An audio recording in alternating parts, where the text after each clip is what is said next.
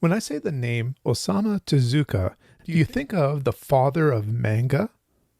Perhaps you think of his most famous childlike creation, Astro Boy.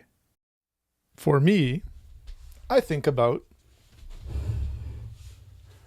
a little series called Buddha, 8 volumes of it. I have a mixed set here of hardcovers and softcovers. Let me show you what the set looks like if you had only hardcovers or softcovers. As you can see, they portray the Buddha in different periods of his life. Osamu Tezuka created this perhaps gritty look at Buddha between the years 1972 and 1983. HarperCollins put out this 8-book set in the early 2000s. Let's briefly look at the softcover and the hardcover editions. In the softcover edition here, we would have the cover image. This is the 8th book. And inside would be the comic. It was oriented for the North American audience, so it ran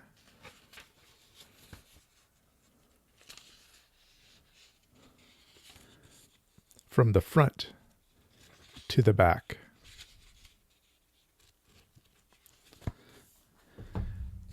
And the 7th one here is a hardcover edition. What's interesting to me is that its jacket is just, I don't know, maybe a third of the page.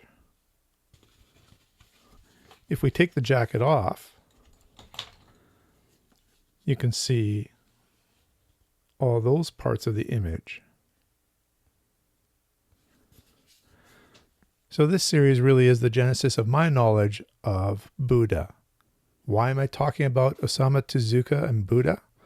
Well, it immediately came to mind when I found out that the main character within Lord of Light by Roger Zelazny from 1967 is Buddha, Siddhartha. Now, Lord of Light is considered a classic in science fiction, one of Roger Zelazny's most famous novels. It won a Hugo Award in 1968. I'd like to read the opening paragraph of Chapter 1. His followers called him Maha Samatman and said he was a god. He preferred to drop the Maha and the Atman, however, and called himself Sam. He never claimed to be a god, but then he never claimed not to be a god. Circumstances being what they were, neither admission could be of any benefit. Silence, though, could. Therefore, there was mystery about him. The novel opens with a reincarnation of sorts for Sam. We find ourselves in the midst of Hindu gods. Now, I had an idea about who Sam might be, but when it came to the Hindu gods, I didn't know very much. There was Yama, the god of death. Kali, goddess of destruction. Kubera, god of wealth. Ratri, the goddess of the night. Brahma, the creator. Shiva, the destroyer. And Vishnu, the preserver. And so on. It felt like I was being thrown into the deep end without much knowledge about these gods. I was also unaware that the chapters of this book were not arranged exactly in chronological order. From Chapter 1 we go back in time into Chapter 2, and each chapter is somewhat of a story of their own. It also took me a while to grasp that we were on another planet, and that a ship from Earth, the Star of India, had come here with colonists. The gods were those who used technology to elevate themselves, whereas the regular people of the planet did not have this technology. Sometimes when I have difficulty understanding a book, what I like to do is go to Wikipedia, and there I was able to see a chapter-by-chapter summary. So I'd read a chapter and then I'd read its summary just to make sure I understood exactly what was going on. I did this for every chapter in this book. The basic conflict here was that Sam was trying to overthrow heaven, the gods of heaven. Why? Because he wanted technology for all.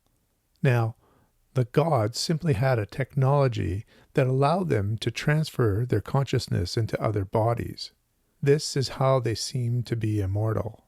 Much of the novel reads like ancient stories, but really there's technology in the background. Roger Zelazny himself famously said that you could read it as a fantasy or science fiction. I really think it is science fiction. It's the underpinning for the story of these gods. The story climaxes with gods facing gods, battling for the future of the planet. I found this a difficult read. There were passages that I would reread, and as I said, I accessed Wikipedia to try to understand what I had just read. I think this is one of those novels that requires more than one reading. In that way, though, I did find it frustrating. But before I talk about any sort of rating, I want to also talk about a comic book artist named Jack Kirby. He was commissioned to make illustrations for this novel for a potential movie and even a theme park. But what happened with this promotional material is even stranger than the fiction of the story itself. November 4th, 1979, militant Islamic students stormed the U.S. Embassy in Tehran, Iran, and held 66 U.S. personnel hostage. 6 U.S. State Department staff evaded capture and took refuge in the homes of Canadian embassy officers. Ottawa agreed to grant Canadian passports to the Canadian 6, but how to get them out of Iran? First, a fake movie production company, Studio 6 Productions, was created. Studio offices were rented, script readings were staged. It was so realistic that actual producers, among them Steven Spielberg, sent film proposals. They took a screenplay adaptation of Lord of Light with concept art that had been created by Jack Kirby. The movie script and artwork were something that they could take with them to Iran as they went to scout locations. The plan was to use the Canadian Embassy and then to bring home the Canadian 6. They titled the production Argo, after a Greek mythological hero Jason who commanded the ship Argo on a quest to reclaim the Golden Fleece. A movie was made of this con job mission called Argo from 2012. It starred Ben Affleck, Bryan Cranston, Alan Arkin, and John Goodman. The movie was fake. The mission was real. Let's now return to the novel itself. The prose is beautiful. Roger Zelazny really knows how to write, and there are some very funny puns within here. Yeah, puns. I'll give you an example.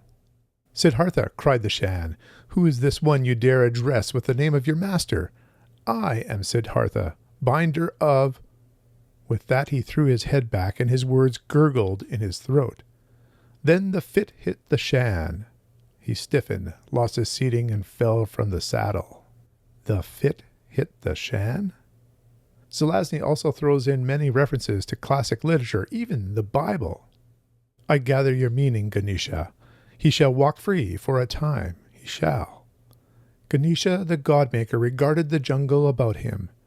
Though he walked through the realm of the phantom cats, he feared no evil, for the Lord of Chaos walked by his side, and the trident of destruction comforted him. If you are familiar with Psalm 23 from the Bible, you will recognize that passage. But what of the book itself? How would I rate it? It is a fascinating look at a ruling class of colonists who assume the identities of gods. The plot of the novel itself is somewhat obscure, disguised under the mythic proportions of the storytelling. I think rereading this novel is something that is almost a must if you want to enjoy it. But at first read, I found it frustrating. So I'm going to give it a 7 out of 10 with an asterisk.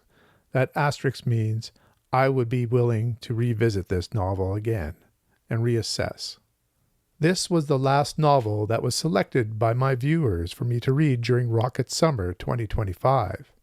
I plan to go into the next month looking at non-fiction books about science fiction. My next review will be somewhat of a transition.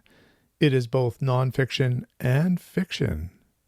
It is Arthur C. Clarke's The Lost Worlds of 2001. So until next time, keep reading.